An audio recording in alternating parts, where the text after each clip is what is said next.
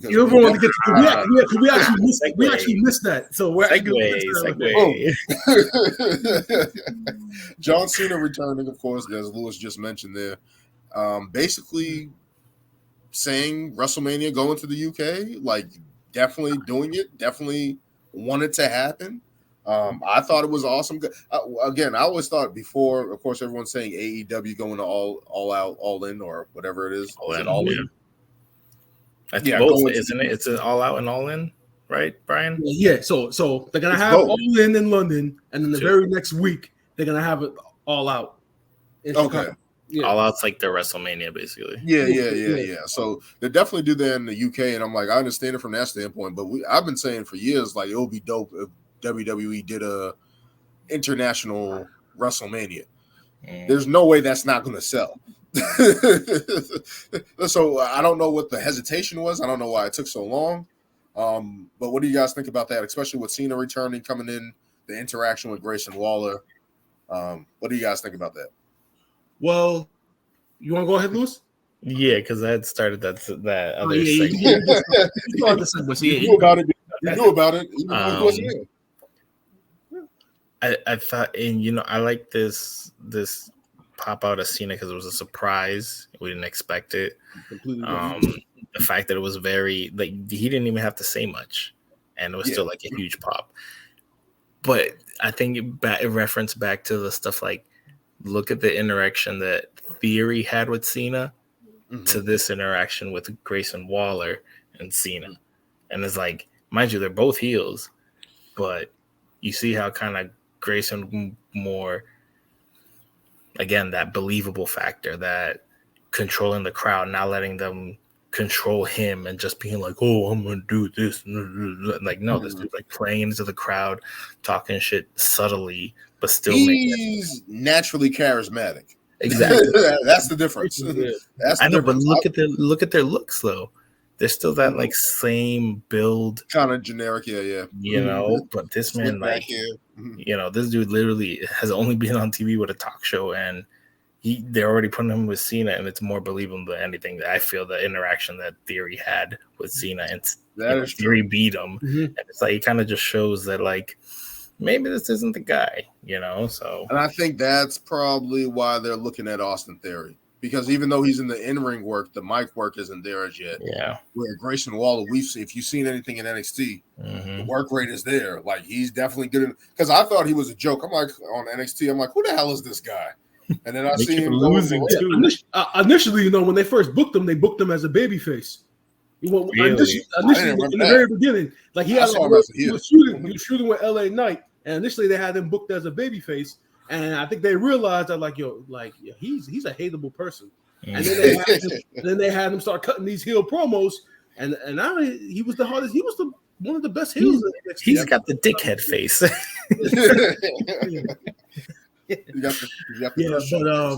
But obviously, as far as every time I see John Cena now, it's really funny because we all remember during Cena's prime when he went away from the Dr. Thugonomics gimmick, and everybody hated him. It was let's go Cena sucks. Anytime they were in New York, Chicago, Philadelphia, Pittsburgh, any one of the hardcore wrestling cities, he got booed massively. But now every time he shows up, it's all love. It's just fun. It's just funny now to see that, because you can see that some of these fans they actually legit miss him.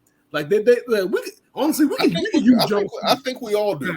If you wouldn't mind seeing John Cena around for a couple more months, like we all generally miss. But you know what's crazy? It's crazy to think that we literally went from a good 10 years, I would say, or 8 years. I don't even know how long, where Cena was in the spotlight nonstop, and then still popping up every Monday SmackDown.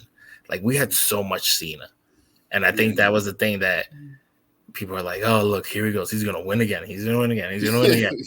God damn it, he's fucking winning too much. And now it's like, no more. And everybody's like, he's putting people over. Where do you go?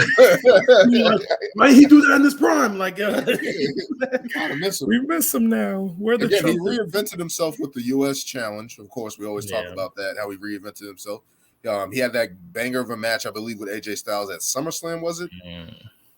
SummerSlam, but he had that banger match. So he had that world title match. So we're getting all these aspects of Cena that we've seen as we've gotten older, right? Like we saw the reign of terror of Cena, I guess you can say, in a sense, where it was just like him winning all the time. He was always in the main event picture. It's like he was fighting John Laurinaitis in main events. I'll never forget that. I'll never forget that point in time. But in terms of get him and Orton. Yeah. Oh my God. I'm sick of it. I got so sick of it. It's got to be like double-digit title matches between those two. It's got to be. It's got to be like within a 2-year run, and then they did it again when the Undisputed Championship. But it's tough to think about that. But it's just again, as Brian was saying, as we see John Cena as he comes back, it's like John's back. Yeah, it's like an Austin type thing now. Like when Austin returned every time, and it's just like Austin's back. Yeah, and you popped and stuff like that. So it's just like. It's always good to say John Cena, but as in terms of the UK, as I said before, I don't know why they haven't done this sooner. I don't know what if there was restrictions or they were worried about gates. Yeah. I think I read a report. That I think I guess apparently because obviously London is like one of the popular like tourist location or tourist city in the world. That I guess London didn't want to like bid on WrestleMania or pay for it because they're thinking is we're the most popular city in the world. We have people flying in to view our city all the time. So we don't really need to bid on WrestleMania to help our city because we already have people coming here year round. So they didn't want to. So they don't necessarily want to pay for it. That's terrible. Yeah, I know. That's terrible. I mean, they haven't returned to the UK since like 1992, right? Like SummerSlam. For a pay-per-view, yeah. Like what? Are you guys for a major pay-per-view, yeah. I remember when they would have like the Raw shows, like the Raws and the SmackDown, yeah. Because you'd always see the telephone booth thing there. But yeah, pay-per-views since 1992. Like what? Well, if you think about it, they really haven't like. There was a big. Besides like the whole Saudi stuff, they weren't doing too many international pay-per-views like that.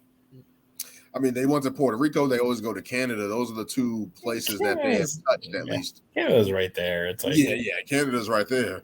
But it's just like to think that they haven't done that. I understand the Japan thing because that's New Japan Wrestling. Yeah, that's all. That's Noah Wrestling, Noah. That's all those other brands over there. I can understand them not going over there and trying to imprint there because it's just like that's impossible to do. Yeah. like I don't think they're going to let you guys do a show at the Tokyo Dome. I don't think that's going to happen.